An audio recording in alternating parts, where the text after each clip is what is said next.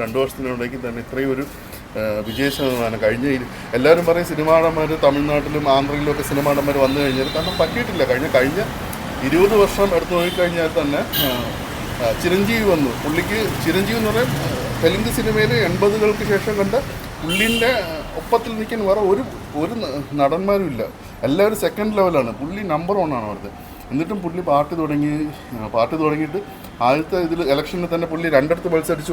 പുള്ളിയുടെ സ്വന്തം സ്ഥലത്ത് ഈസ്റ്റ് ഗോദാവരിയിൽ നിന്ന് പുള്ളി തോറ്റു, തിരുപ്പതിയിൽ നിന്ന് പുള്ളി ജയിച്ചു.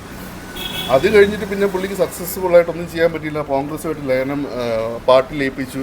അതിൻ്റെ പേരിൽ മറ്റേ സെൻട്രൽ ഇതിൽ മിനിസ്റ്ററായി. പിന്നെ പുള്ളിക്ക് ഒരു പടിയിറക്കം ഭയങ്കര മോശമായിരുന്നു. പുള്ളിയുടെ സഹോദരനായ പവൻ കല്യാൺ എത്രയോ വർഷങ്ങൾക്ക് വെള്ളം കോരി അവരുടെ കൂടെ പോയി ഒന്നും കഴിഞ്ഞിട്ടാണ് അവസാനം NDA അലയൻസിന് TDPയുടെ കൂടെ ചേർന്നിട്ടാണ് പുള്ളി ഇപ്പോൾ ഒരു ഇതായത്.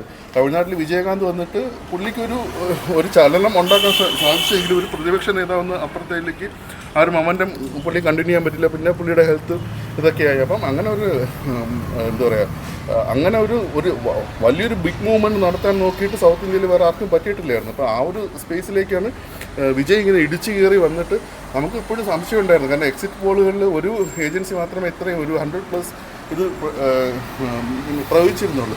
അപ്പം ഇത്രയും ഒരു സീറ്റ് കിട്ടുന്നത് തന്നെ വലിയൊരു കാര്യമാണ്. കാരണം NTRന് ശേഷം NTR പാർട്ടി തുടങ്ങി 9 മാസം കൊണ്ട് പുള്ളി അവിടെ ആന്ധ്രാപ്രദേശിൽ അന്ന് ചീഫ് മിനിസ്റ്ററായി. അപ്പോൾ അതിനുശേഷം നിയർ ഒരു വിക്ടറി നമുക്ക് പറയാൻ പറ്റുന്ന വിജയുടെ മാത്രമേ ഉള്ളൂ. ഇനി സിനിമാ രംഗത്ത് നിന്ന് വന്നവരായിരുന്നാലും ഇനി അല്ലാതെ പാർട്ടി അല്ലെങ്കിൽ ഒരു ബേസിൽ നിന്ന് ആയിരുന്നാലും